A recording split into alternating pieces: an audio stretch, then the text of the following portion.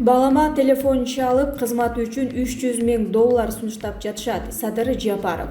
Соңку 30 жылдан бери бардык кирешелүү мамлекеттик кызматтарга, министрликтерде акчага дайындалып келишкен.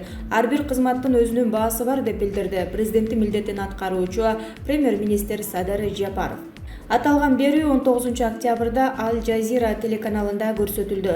Алар буга көнүп калышкан. Кызматка отурганыма 10 күн боло элек, бирок менин жакындарыма, мисалы менин уулума чалып, кайсы бир кызматка дайындалуу үчүн $300,000, кайсы бир кызматка $50,000 сунуштап жатышат. Биз бул аракеттердин баарына бөгөт коюп, тунук мамлекетке айлангыбыз келет. Көпчүлүк адамдар дагы эле кызмат сатып алабыз деп ойлоп жатышат. Эми мындай болбойт, деди Жапаров.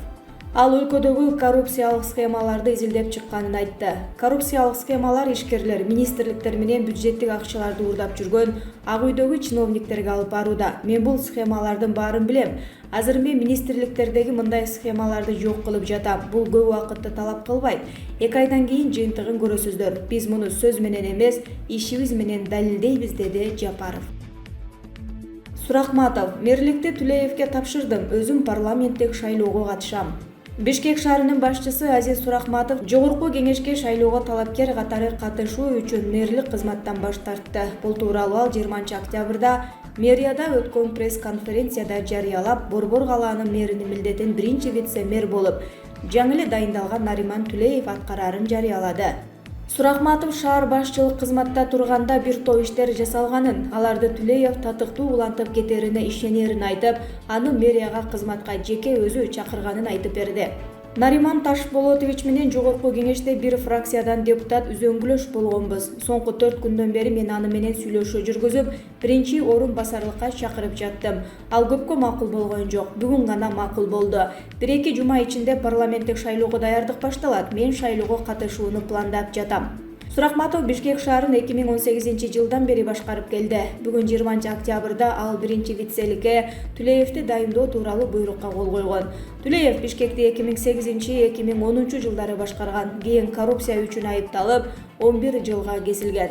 2016 жылы мамлекет тарткан зыянды төлөп берип, мөөнөтүнөн мурда түрмөдөн бошотулган. Соттун чечими менен анын бир нече мүлкү конфискацияланып, мамлекеттик мүлктү башкаруу фондуна өткөрүлгөн. Кыргызстанда кезектеги парламенттик шайлоо 4 октябрда өткөн. Анын баштапкы жыйынтыгы нааразычылык акцияларынан кийин жокко чыгарылган. Шайлоодон кийинки саясий кризис бийликтин алмашуусуна алып келди. Азыр өлкө парламенттик кайра шайлоого жана президенттик жаңы шайлоого камданууда. Ата журт партиясы 10 жыл мурун элге берген убадасын бүгүн аткарды. 2010 жылдагы куралдуу мамлекеттик төңкөрүштөн кийин парламенттик шайлоого катышкан Ата журт партиясы элге Ата журт Түлеевди кайра Бишкекке алып келет деп убада берген эле. Анткени ал кезде Нариман Түлеев эл арасында эң популярдуу Бишкек мэри болгон. Ал шайлоодо Ата журт партиясы биринчи орунду алып келгени менен алардын жеңишин Витам төңкөрүшчүлөр уурдап кетишкен. Ошентип Ата журт элге берген убадасын аткара албай калган.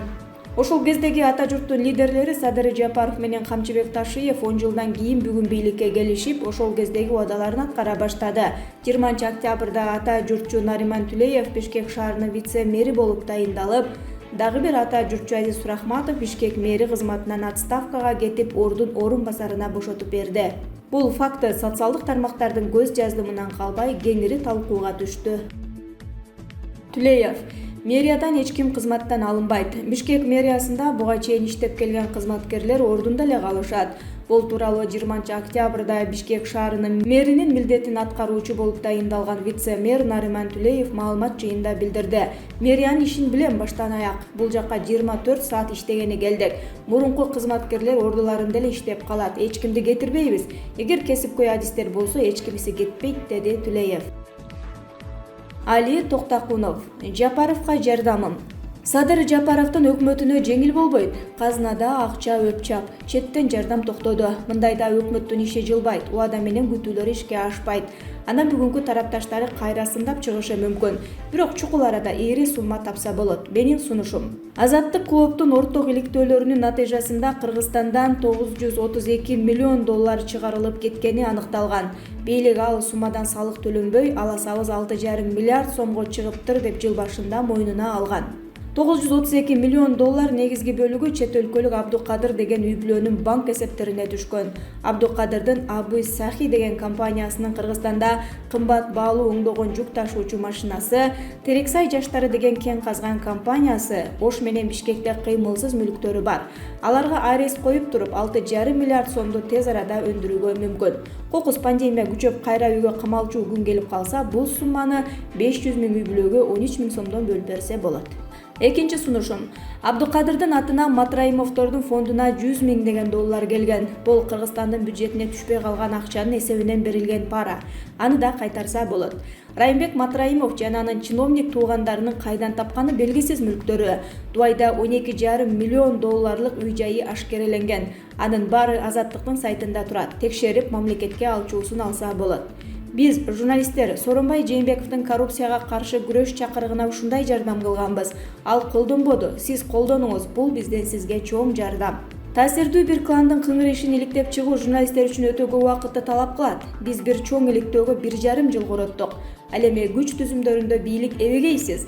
Алар бат эле таап тактап кое алышат. Демек Атамбаевдин жана анын Икрам Илмянов баштаган айланасындагылардын, Жээнбековдун жана Алмамбет Салиев баштаган айланасындагылардын мал мүлктөрүн, банк эсептерин тез арада текшертип, мыйзамсыз байыса алып туруп казынаны кампайтып койсоңуз болот. Бардык бийлик колуңузда турат деген Али Токтакунов. Зулпукаров чөгүп бараткан кемеден биринчи болуп секирдиби? КСДПдан депутат Төрөбай Зулпукаров Жээнбековдун бийлиги тушунда өзүн өзү билип, өтүгүн төргилип жакшы эле тайраңдады. Албетте, анын мындай тайраңдашына Асылбек Жээнбековдун таасири чоң дешет. Жээнбековдордун колтугуна кирип алып, кымызын алардын буйругун аткарып, өлкөнү каалагандай калчап, сери кардиналга айланганы жалганбы? Атүгүл кадр саясатын өзү тейлеп, акимден баштап көчө шыпыргычка чейин көзөмөл кылары айтылып келген. Атка минерлер Зулпукаровдун кареги менен тең айланып келгенин жашырып болобу? Напсини тыюу кыйын белем. Айтор бул каарманыбыз шайлоону шайтан оюнун кызытып, Биримдик партиясына кирген капчыктууларды тизменин сап башына коюп, капчыгын калыңдатканы чынбы? Эң кызыгы, Жээнбековдордун сүймөнчүгүнө айланган Зулпукаров Жээнбековдордун кемеси чөгө баштаганда куйругун түйүп качып кеткенин каңкууланууда. Андан бул кадамды күтпөгөн Жээнбековдор кыйын кырдаалда аны лупа менен издеп таппай калышканбы? Зулпукаровго тиш кайраган Жээнбековдун командасы анын абийирин ачып таламай калып жатышабы? Кыскасы, учурунда Атамбаевдин колтугуна кирип күн көргөн Зулпукаров Атамбаевден кут кайтканда Жээнбековдун канатына кире качты эле го.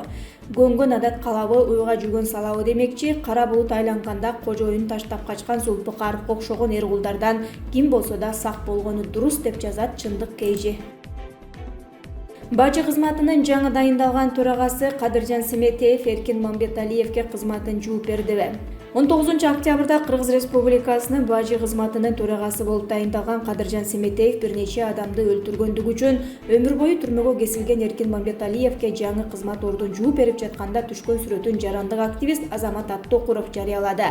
Эсиңиздерге сала кетсек, Эркин Мамбеталиев Кыргызстандагы профессионалдуу киллер катары таанылган аз сандагы кишилердин бири. 2005-жылдар Крым төбөлөр Рысбек Ахматбаевдин буйрутмасы менен депутат Жыргалбек Сурабалдиевди, милициянын полковниги Чыныбек Алиевди жана башкаларды атып өлтүргөн деген айып менен сот өмүр бою эркинен ажыраткан. Бирок 2010-жылда куралдуу мамлекеттик төңкөрүштөн кийин Алмаз Атамбаев өзүнүн бир кездеги жан сакчысы Эркин Мамбеталиевди түрмөдөн чыгарып алып, атасынын куну үчүн Элвира Сурабалдиевага КСДПдан депутаттык мандат берген.